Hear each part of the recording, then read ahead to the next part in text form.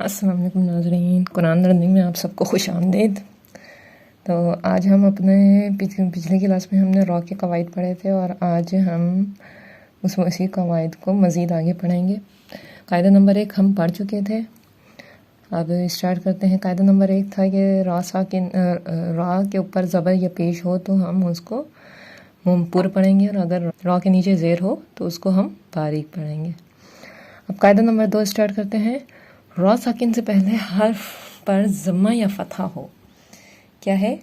را ساکن سے پہلے حرف پر ضمہ یا فتحہ، ضمہ پیش کو کہتے ہیں اور فتحہ زبر کو کہتے ہیں۔ ضمہ یا فتحہ ہو تو را کو پر پڑھیں گے۔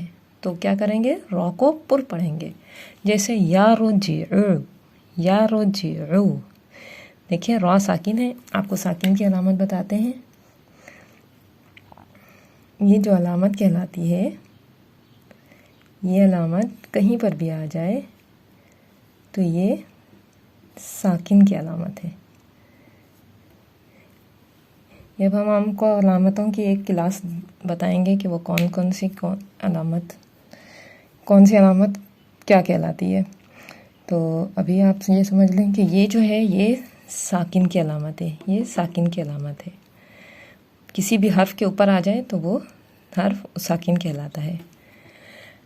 تو را کو پر پڑھیں گے اگر را ساکن ہو اور اس سے پہلے حرف پر زبر یا پیش ہو تو ہم اس کو پر پڑھیں گے، جیسے یارجعو، را ساکن ہے، دیکھیں یہ علامت لگی ہوئی ہے۔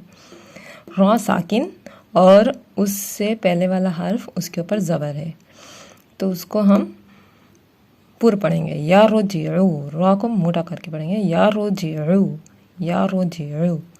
اسی طرح ہے ترجعون، ترجعون، را ساکن ہے، اس سے پہلے پیش ہے تو ہم اس کو بھی پر پڑھیں گے، ترجعون، اس والی را کو پر پڑھیں گے، ترجعون، ترجعون نہیں پڑھیں گے بلکہ را کو پر پڑھیں گے، ترجعون۔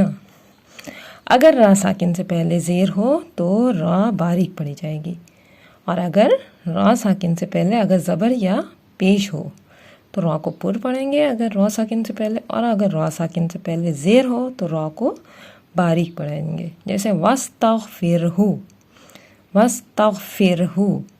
را ساکن ہے، دیکھیں را ساکن ہے، را ساکن اور اس سے پہلے والے حرف کے نیچے زیر ہے، اس سے پہلے والے حرف کے نیچے کیا ہے؟ یہ زیر ہے، تو ہم اس کو باریک پڑھیں گے، واستغفرہ، واستغفرہ۔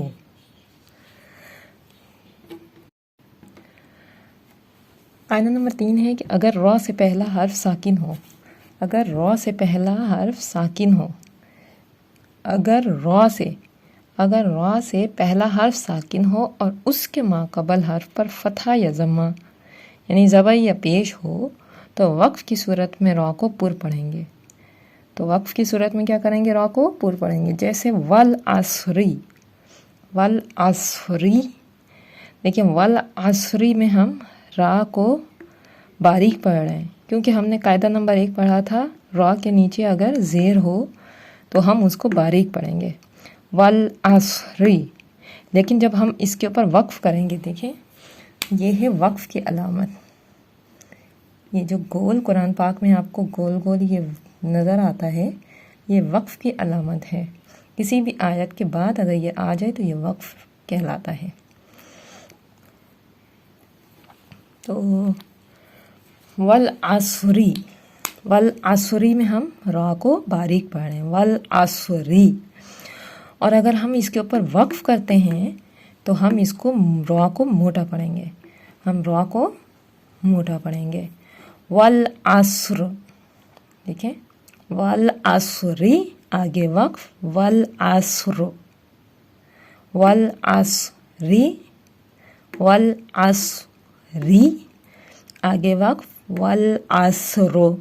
دیکھیں را موٹا ہو گیا، جب وقف کیا ہم نے را موٹا ہو گیا، والعصر۔ وجہ اس کی یہ ہے کہ را سے ماقبل جو حرف ہے، ماقبل کا مطلب ہوتا ہے اس کا پیچھے والا حرف ساکن ہے، ساکن ہے اور اس سے بھی پیچھے والے حرف کے اوپر زبر ہے، تو ہم اس کو وقف کی صورت میں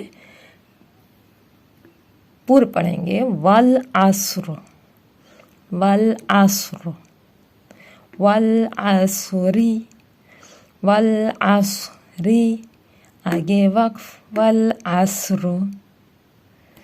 اسی طرح ہے لیلۃ القدری، اس کے بھی را کے نیچے زیر ہے، تو ہم اس کو باریک پڑھ رہے ہیں، لیلۃ القدری، آگے وقف لیلۃ القدر۔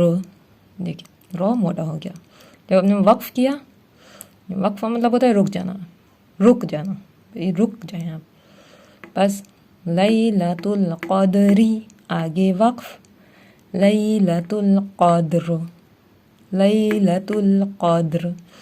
کیا وجہ ہے اس کے را کے موٹا ہو جانے کی؟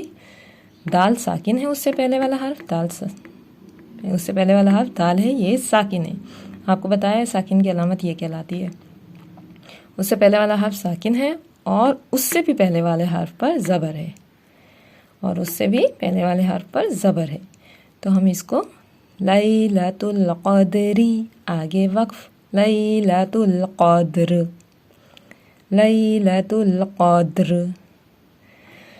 اور اگر را سے پہلا حرف ساکن ہو اور اس کا ماقبل حرف کے نیچے کسرہ ہو، اگر را سے پہلے، را کے اوپر چاہے کچھ بھی ہو، اگر را سے پہلا حرف ساکن ہو اور اس سے بھی پہلے والا اور اس کا ماقبل حرف کے نیچے کسرہ یعنی کہ زیر ہو، تو وقف کی صورت میں را کو باریک پڑھیں گے،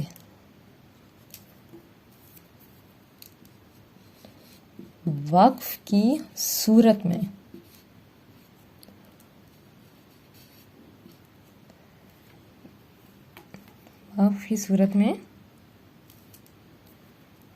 را باریک پڑھیں گے۔ تو وقف کی صورت میں کیا کریں گے؟ را کو باریک پڑھیں گے، جیسے للذکری، للذکری، لیکن اس کے نیچے بھی زیر ہے، اس کو ہم باریک پڑھ رہے ہیں، للذکری، للذکری، لیکن اس کو ہم وقفی صورت میں بھی باریک ہی پڑھیں گے، وقفی صورت میں بھی باریک ہی پڑھیں گے، کیونکہ اس کا ماقبل، اس سے پہلے والا حرف جو ہے کاف، وہ ساکن ہے اور اس سے بھی پہلے والے حرف کے نیچے زیر ہے، تو ہم اس کو وقف کی صورت میں را کو باریک ہی پڑھیں گے، للذکری، آگے وقف للذکر، بس للذکر۔ ہم اس کو للذکر نہیں پڑھیں گے بلکہ للذکر پڑھیں گے، للذکر۔ امید ہے کہ آپ کو بات سمجھ میں آ گئی ہوگی، آپ اس کی پریکٹس ضرور کیجیے گا۔